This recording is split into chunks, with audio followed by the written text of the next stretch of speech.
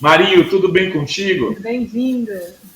Tudo bem, Rovai? Tudo bem, Dri? Os nossos internautas, telespectadores, enfim, os colaboradores. Um prazer enorme, Rovai. Bom ano, um ano abençoado para você, para a Dri, para os internautas, e que esse ano possa ser o momento do nosso povo recolocar nos trilhos, no eixo democrático aí, né, natural da democracia, respeito à Constituição, instituições, valorização da vida, enfim. Desejo um ano abençoado para vocês. Tudo de bom para ti também, Marinho. Marinho, que esse ano será candidato a deputado federal, aliás, né? Nunca, todo mundo acha que o Marinho já foi candidato. Até outro dia apresentei ele como ex-deputado aqui, né, dos vezes que ele veio. Marinho não foi deputado, vai ser a primeira disputa dele. Mas antes da gente falar dessa questão, Marinho, dos seus desafios para 2022, eu quero saber o seguinte: saiu daqui agora o Felipe Nunes, antes de você dar entrevista, da Quest, que soltou uma pesquisa hoje, ele apresentou vários dados, e uma das coisas que ele disse foi: a chapa Lula e Alckmin, ela é importante para o Lula ganhar no primeiro turno. Ela quebra resistência no principal estado do país, que é São Paulo, ele apresentou dados disso, e ela pode trazer muitos votos de candidatos como Dória no segundo turno. Como é que está essa história? Está avançando? Eu sei que mais do que... Se tem alguém que sabe tudo dessas articulações, eu acho que é você, né? Olha, Rovai, eu, pessoalmente, no começo, não gostei muito da ideia do Alckmin ser nosso vice. Pelo Estado, uma visão muito conservadora, foi nosso adversário histórico, né?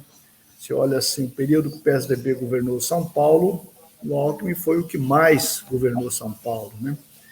Então, aí tem muitas pendências, vamos dizer, históricas das nossas relações.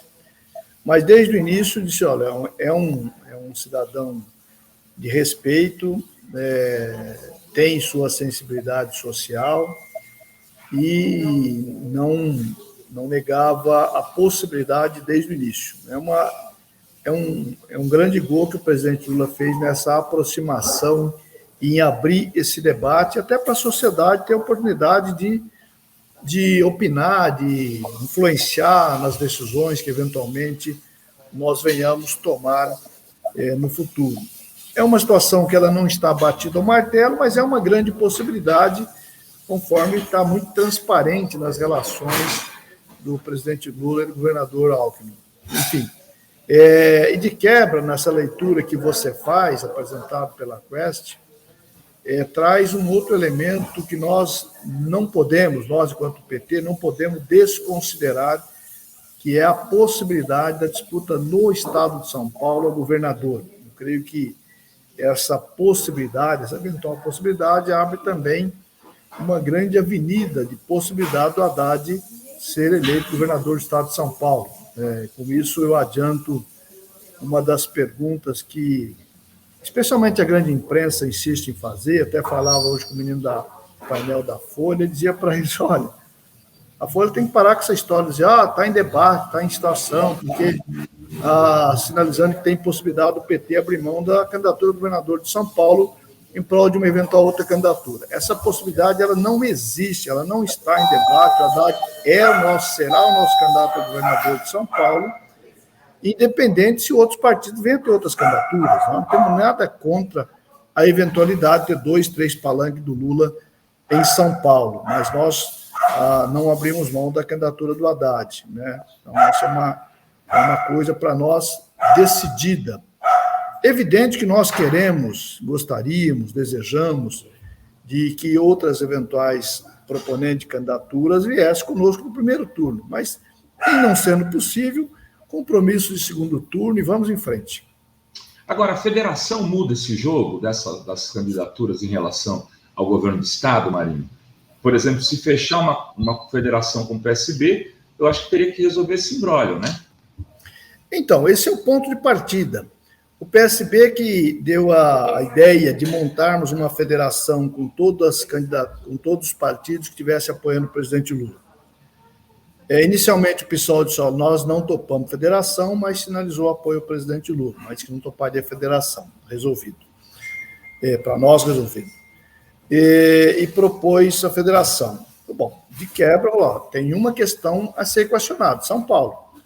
O PT não abrirá mão da candidatura do Haddad de São Paulo. Portanto, para ter a federação PSB e PT juntos, é preciso que o PSB abra mão da candidatura do governador de São Paulo. O PSB não abre mão, é importante. Bom, tá bom, se não abre mão, não tem possibilidade de federação. Simples assim. Porque nós não abriremos mão, em hipótese alguma, da candidatura do Haddad. Muito bem. Muito bem. Eu queria, agora, a gente já falou de São Paulo, eu queria trazer aqui o debate que tem se falado muito na última semana sobre a reforma trabalhista, né? Depois que o governo da Espanha está fazendo a revogação da reforma trabalhista deles, e o Lula sinalizou que seria uma boa ideia aqui no Brasil. Inclusive, ontem teve uma reunião com os espanhóis. Então, eu pergunto, Marinho, você defende que haja uma revogação no eventual governo Lula das reformas trabalhistas, né, que teve a Temer e Bolsonaro? Resolver a questão trabalhista em uma palavra só, acho que é bastante complexo, né? Revogar. Porque o que estava em voga, nós também queríamos mudar. Então, não é simplesmente fazer a revogação do que foi feito. Eu creio que, eu exemplifico o seguinte: tinha uma casa que precisava de consertos, veio o governo golpista e o genocida e derrubou essa casa. Desmontou totalmente. Entregou à classe trabalhadora a própria sorte. Total abandono, total desprezo, destruição total dos direitos. Nós temos que reconstituir direitos. Ou seja, nós temos que reconstruir essa casa. Não é simplesmente... E quando você vai reconstruir uma casa, você não refaz do mesmo jeito. Você olha o momento, você observa melhor onde nasce, onde põe o sol, mais claridade natural, enfim.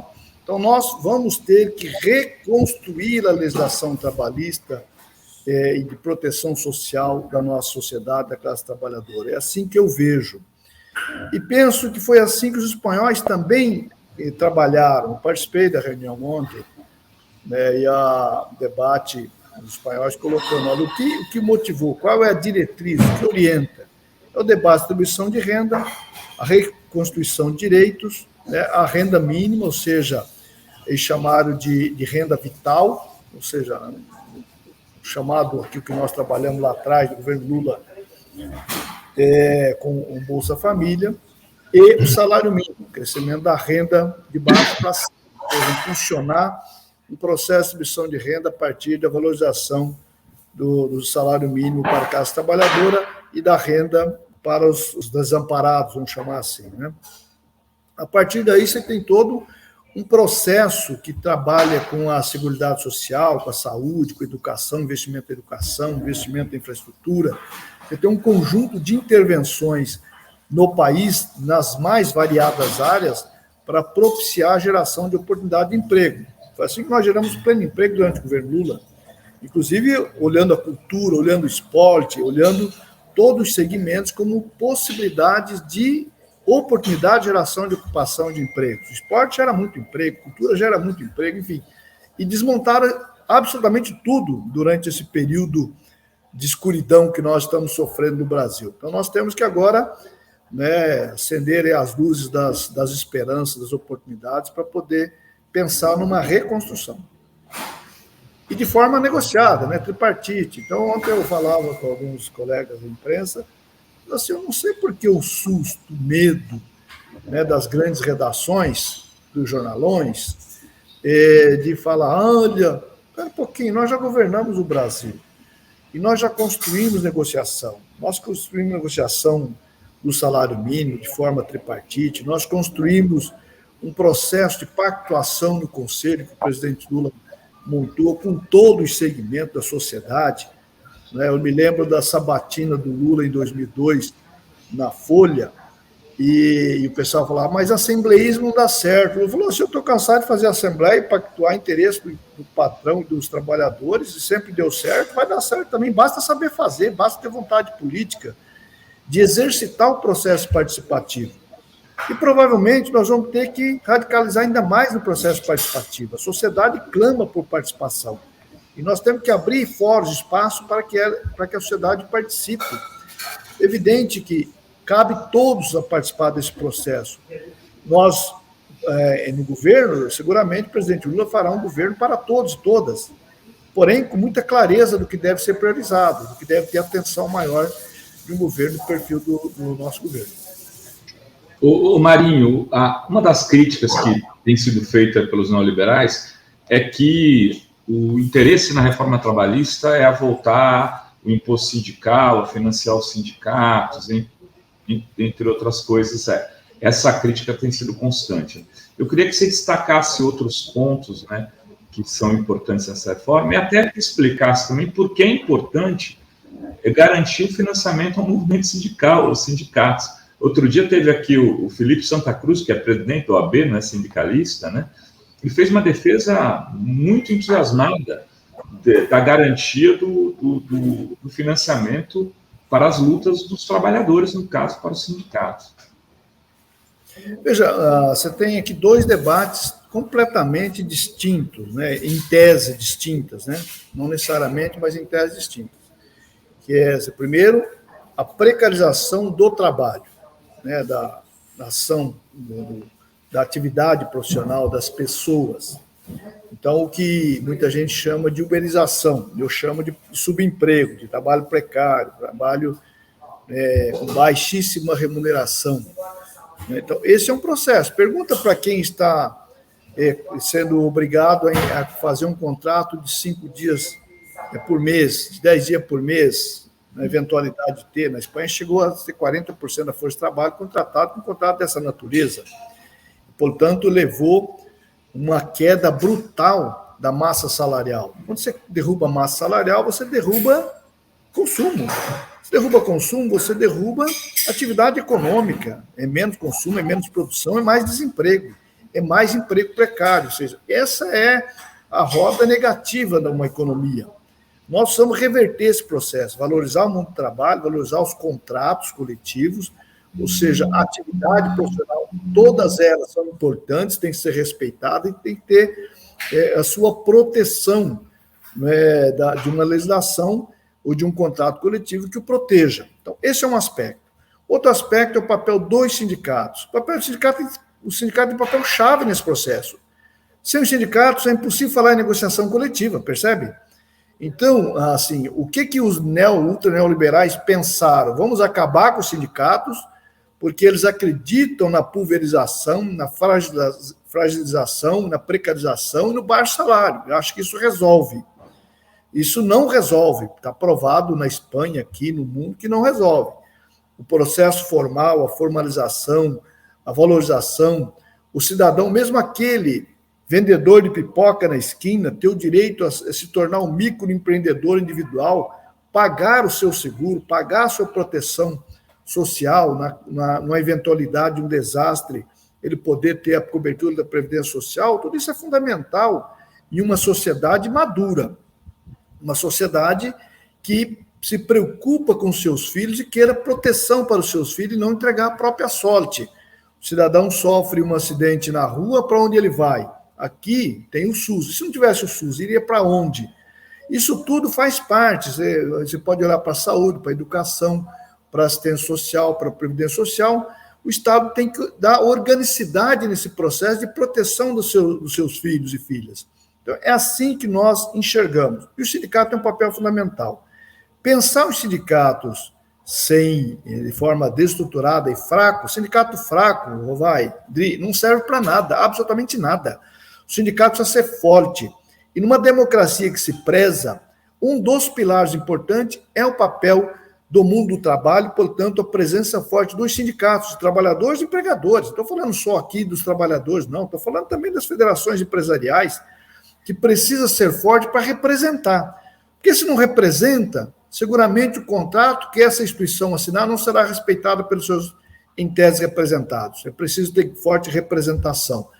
Esse é o mundo que eu cresci, que eu exercitei desde a minha juventude, vamos dizer assim, né, passando pela CIPA, passando por várias funções no movimento sindical, até depois chegar ao Ministério do Trabalho e da Previdência, depois prefeito e agora presidente do PT e candidato a deputado federal.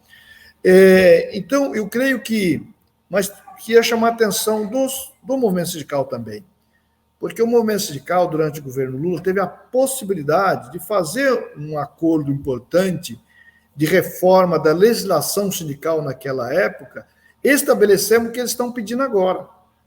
E eles vacilaram, porque tinha alguns segmentos do movimento sindical que não queria abrir mão de jeito nenhum do imposto sindical, porque eram sindicatos verdadeiramente cartoriais. Sindicato cartorial não serve para nada também. Então, é preciso enfrentar a realidade do movimento sindical para separar quem quer efetivamente representar e quem quer viver no mundo do passado, através do imposto sindical, fácil, cartorial, tal. É preciso que tenha aqui um grau de representatividade real para fazer jus ao processo de remuneração, de renda, enfim, de segurança, de garantia nesse sentido. Creio que o movimento sindical construiu um processo de amadurecimento também nesse calvário que nós estamos passando, que a sociedade está passando, creio que o movimento sindical também deve ter amadurecido nesse sentido. Muito bem, tem alguns comentários aqui, Marinho, o Dori vai ler, e aí tem já uma pergunta aqui, que não é dos comentários, que eu vou já passar para o Marinho, antes de você ler, que é: quem será o candidato senador dessa chapa do Haddad? Já tem nome se insinuando? Então, calma, depois dos comentários, gente. Olha só, José Prudente de Almeida Filho diz: se o Lupe tivesse juízo, desistia o Ciro e levava o Geraldo Alckmin para o PDT e implantava o PDT em São Paulo e teria o vice-presidente. Daí a sugestão do José Prudente. E tem também um comentário aqui, o superchat da Marilice Fernandes Garotti, que diz: sério, a queda de intenções de voto do Ciro se deve ao constrangimento gerado pelo aumento de intenções de voto de Lula? Analisar o próprio comportamento é fundamental e o Ciro não faz isso. Tá aí o comentário. Então, Marinho, quem que é o candidato ao Senado? Já tem essa definição? Já tem pretensos candidatos, né? Um abraço aí ao José e a companheira que trouxe os comentários aí, eu tendo a concordar com os comentários. Veja, nós não temos ainda quem será o nosso senador ou senadora, candidato. Porque nós você vê que o PT não tem colocado nenhum nome, nem para o Senado, nem para vice do Haddad, porque nós queremos deixar à disposição do processo de composição. Então, saindo o processo de composição com o PSB pode reivindicar a vaga do Senado, pode reivindicar a vaga de vice. Entendo eventualidade do PSOL também pode estar colocado, enfim, PCdoB, outros partidos que eventualmente, o PDT, né, se chegar a essa conclusão também, enfim. Então, nós queremos deixar até o último instante esta possibilidade aberta. Em não sendo de partidos aliados, nós provavelmente vamos colocar uma liderança feminina negra na vaga do Senado. Esse é um debate construído, eu propus desde lá, há 6 meses atrás, esse processo, que a gente deixasse aberto essas possibilidades para a composição, em não viabilizando uma liderança feminina negra. E nesse processo aí, então, está todo mundo sereno nesse processo, aguardando, não é, até março, abril, aí, a possibilidade das composições. E a composição nacional, evidentemente, vai influenciar diretamente nesse processo aqui em São Paulo. Já tem nome dessas possíveis lideranças femininas negras? O setorial do PT, da questão racial? Tem vários nomes, né, que estarão à disposição, que eu não gostaria de aventar nenhum, para não deixar ninguém de fora e ter reclamações a posteriori. Fiquei curioso aí, Maninho. Mas ótimo, né, saber disso, né? Eu queria voltar à questão da reforma trabalhista. Pode ser que até a gente abra um processo mais amplo de consulta, inclusive, né, entre as lideranças que estarão disponíveis para recolher um pouco aí o pensar do nosso público, né? Aí, ó, surgiram candidatas mulheres negras a senadora por São Paulo do PT aqui na live, que a gente já passa a bola para o Marinho aí. Diga lá, Adri. Tem duas perguntas, uma aproveitando aqui, uma era voltada à reforma, a outra é a Marlene Costa coloca aqui a questão ainda da chapa Alckmin-Lula. A gente percebe aqui nas nossas lives, né, no programa, nos comentários, que tem muita resistência da militância, assim, né? Como se sendo, né, fechada uma chapa como essa, como que vai ser esse diálogo com os próprios petistas, né? A gente viu que teve até um abaixo-assinado, né? Então é uma discussão ainda que, né, não é consenso, né? Então como que será feito isso? Abaixo-assinado que tem o Rui Falcão e o genuíno ex-presidente do PT, né? Tem gente que gosta de abaixo-assinado, eu não gosto de abaixo-assinado, eu gosto dos debates, debater as ideias e aguardar e analisar concretamente as possibilidades que nós estamos vivendo um momento complexo da política brasileira e é preciso pensar, né, de como repactuar a sociedade brasileira e o Brasil e, eventualmente, essa repactuação passa por eventual, né, uma expressão muito usada na política, engolir alguns sapos, né? Eu, pessoalmente, não gosto do perfil do Alckmin, vocês sabem disso, né? Eu gostaria de outros perfis. Gostaria do perfil e outra parte do território brasileiro. Eu preferia algum segundo estado mais populoso, que eu acho que ajudaria a compor esse processo, esse mosaico no Brasil. Mas também temos dificuldade de pensar uma liderança do estado de Minas para contrapor, enfim. Então, a liderança do Alckmin é uma liderança que abre, né, que vocês próprios falaram da pesquisa da Quest, que derruba algumas resistências, e nós estamos disputando uma eleição. Na eleição é preciso derrubar resistência, é preciso convencer, conquistar pessoas.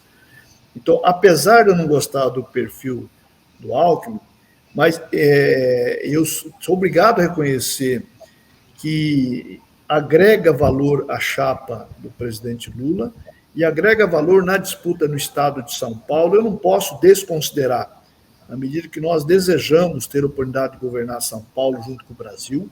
Acho que Lula e o Haddad fariam um bem extraordinário para o estado de São Paulo, e se isso mexe nesse tabuleiro, eu tenho que considerar. Então, é assim que eu vejo. Então, a gente pede muita paciência para todo mundo e, no final das contas, né, o presidente Lula vai ter que dizer, olha, o melhor para essa composição é o Alckmin ou não é o Alckmin, é outra pessoa. Seguramente ele deve ter outras lideranças em análise, em debate.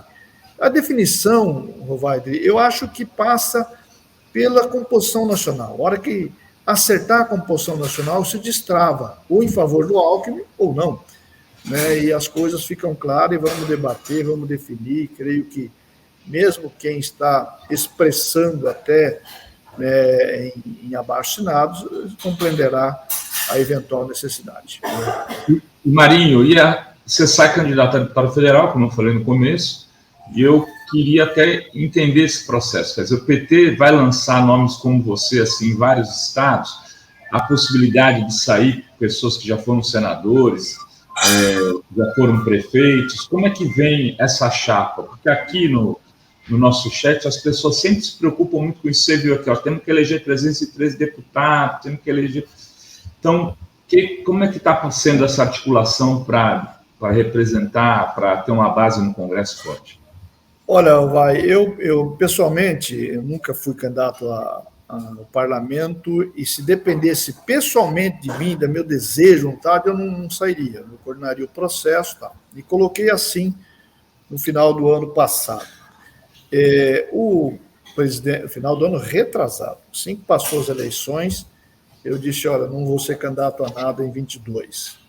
O pessoal lá do sindicato, em torno do sindicato dos metalúrgicos do ABC, me chama, fez uma conversa muito dura comigo, e o presidente Lula, me entregaram para o Lula me chama e diz, precisa ser, você precisa dar exemplos, ajudar a liderar esse processo, para convencer outros de outros estados, enfim. Então, a Glei está discutindo isso em cada estado, para as principais lideranças serem candidatos na chapa proporcional, para poder ajudar. Em São Paulo, nós buscamos escalar em cada região do Estado, todos que foram candidatos a prefeito e prefeito tiveram um bom desempenho para sair a deputado federal, de forma a fortalecer e priorizar um debate da Câmara Federal para a gente chegar lá.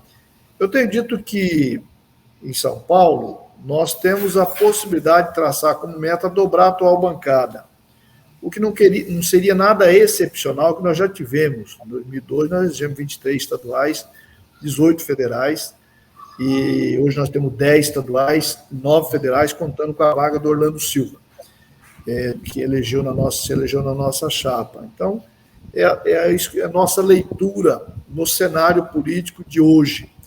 Né? Quem sabe a gente possa alcançar, ultrapassar, enfim, é um desejo, de fato, de que a gente fortaleça. Por outro lado, a gente torce para que os aliados também trabalhem dessa forma, né?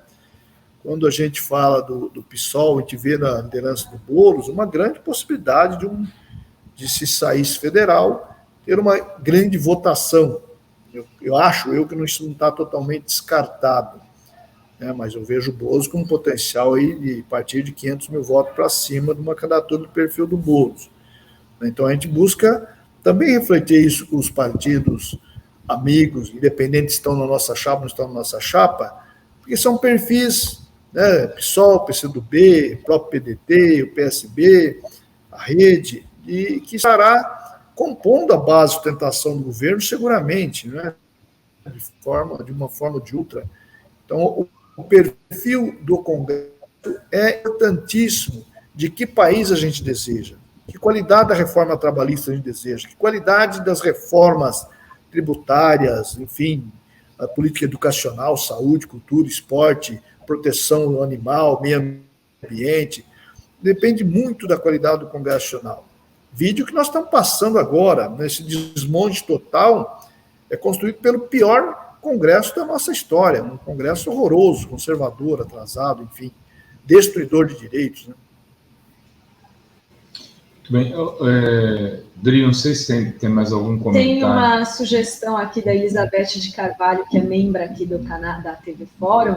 Ela diz que é importante as mídias progressistas colocarem listas dos candidatos federais e senadores para a comunidade escolher os candidatos progressistas aí. Então, teve gente perguntando aqui, quando você falou de senador, Marinho, imagina já de quem o pessoal falou, né? Suplicy. E aí, o Suplicy vem a deputado estadual, é isso mesmo, Marinho? Nós desejamos, Suplicy não bateu o martelo, ele é uma coisa que ele deixou claro, deputado federal ele não topa em jeito nenhum, e, portanto, deixou em aberto a possibilidade de topar deputado estadual. É uma construção que nós queremos fazer, respeitando toda a história do Suplicy, do nosso eterno senador. É uma liderança que a gente respeita muito, né, e desejamos que ele seja deputado estadual. A bancada da Assembleia também o procurou, falando, olha, Suplicy venha, né, acolhendo essa ideia, né? Seria muito importante, né, esse processo do Suplicy, que ajudaria bastante também em crescer a bancada estadual, porque pensar no governo Haddad, nós precisamos pensar também na sustentação na Assembleia Legislativa, e não somente ao PT, mas aos partidos também parceiros aí próximos, né, pensar em crescer bastante a bancada que tem hoje, né, porque senão vira prisioneiro da Assembleia. Perfeito. Dri. A gente está chegando aqui ao final do nosso Fórum 11h30 de hoje. Queria passar para o Marinho deixar aí o seu destaque final, sua fala final. Aquela coisa que só o Marinho sabe. Já agradecemos.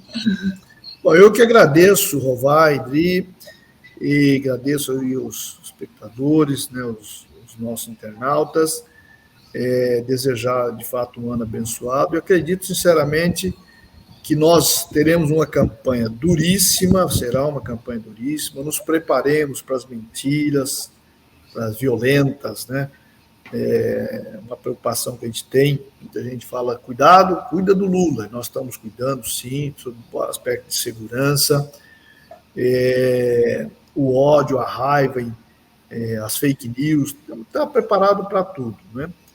Mas acredito sinceramente que o povo brasileiro e o povo paulista vai fazer escolhas para reverter esse cenário escabroso que nós estamos vivendo, sofrido, o povo sofrendo dramaticamente, fome, miséria, enfim, para voltarmos a partir de 23 a construir de novo com muita esperança, a esperança das oportunidades em especial do emprego, de novo falar da educação com entusiasmo, né, dar ao jovem, à nossa juventude, as possibilidades de escolhas, em qual área quer se formar, que ele quer trabalhar, que ele quer pensar a construção da sua vida e da sua família, pensar também nos idosos e nós, os trabalhadores mais maduros, que estão, muitas vezes, a tecnologia ou a ausência de uma oportunidade de trabalho vai excluindo do mercado de trabalho, como nós fizemos durante o governo Lula. Quando você cria pleno emprego, você cria oportunidade para todos os segmentos, para a juventude, para